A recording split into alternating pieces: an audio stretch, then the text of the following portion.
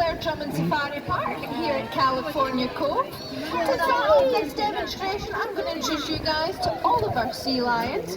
So here with me, we have our smallest and our youngest. This is little Nessie. The one next to her is Innica. The one in the pool is Lucy. The main man of the demonstration is to my left. He is our largest, giving you a big wave. That is Oscar. And these girls are his lovely girlfriends, except little Nessie, that is his daughter.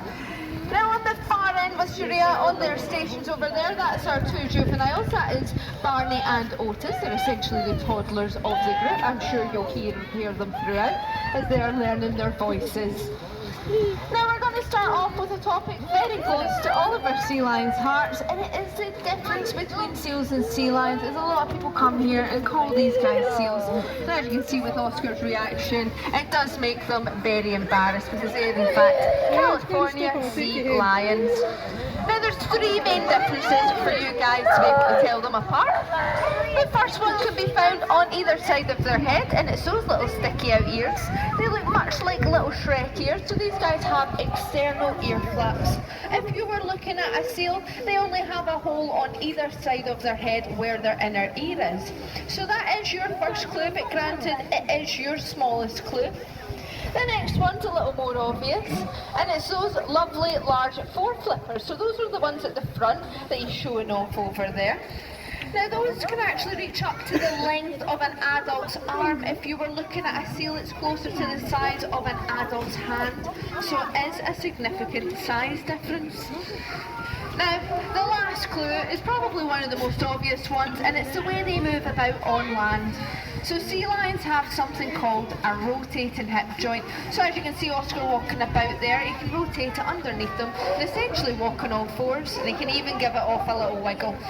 Now this makes these guys very agile on the land. It means that they can spin around, they can jump up into the air, they can run faster than us, and they can even climb.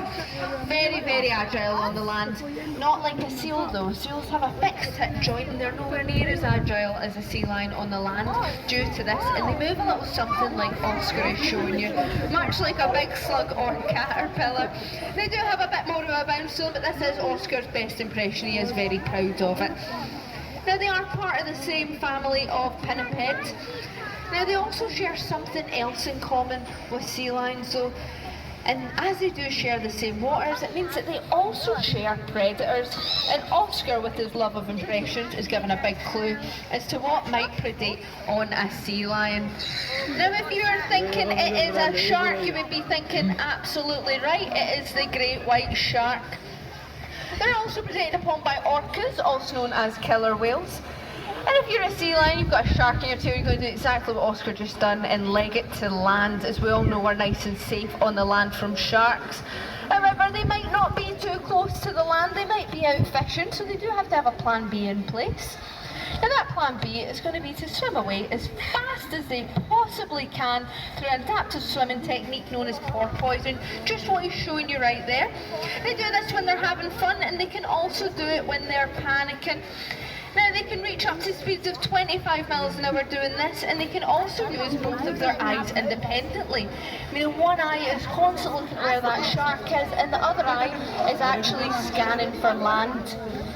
Now if all else fails, they do have one more option to get away from that shark, and it's to make a lot of commotion on top of the water through splashing. The more white water they can make, the better. And the reason for this is because sharks actually hunt from below. So that means if you're a shark below him and he makes enough commotion on top of that water, not only can it disorientate the shark, but it can actually cause him to attack the splash and miss the sea lion. Now enjoy your attention to that white ball there. Oscar's showing off the perfect getaway splash from a shark. They can even get themselves up to 3 meters out of the water because of course those little splashes weren't going to get them away from the shark. Well done, Oscar.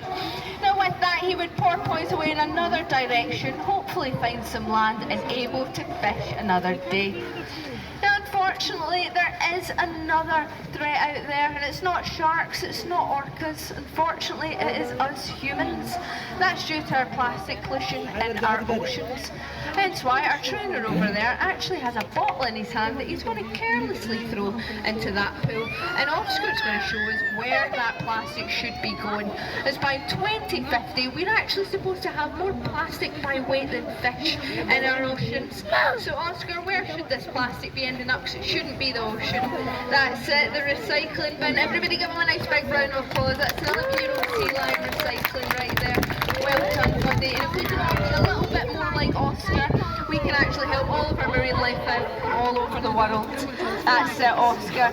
Pop it into the right bin. Now there are charities out there that do help clean up the oceans. Here at Blair Drummond Safari Park, we actually help out a lot of charities through our Link to the Wild. Our Link to the Wild is essentially an umbrella of charities that we support. You can see the full list on our website. However, each section actually gets to choose their own charity. Now here at Sea Lions, we've actually chose to help out the seals here in Scotland through Caithness Seal Rehab and Release. They help all the ill, injured and orphan seal pups all over our north coast. And if you're a repeating visitor here from last year, you'll know that we supported them last year as well.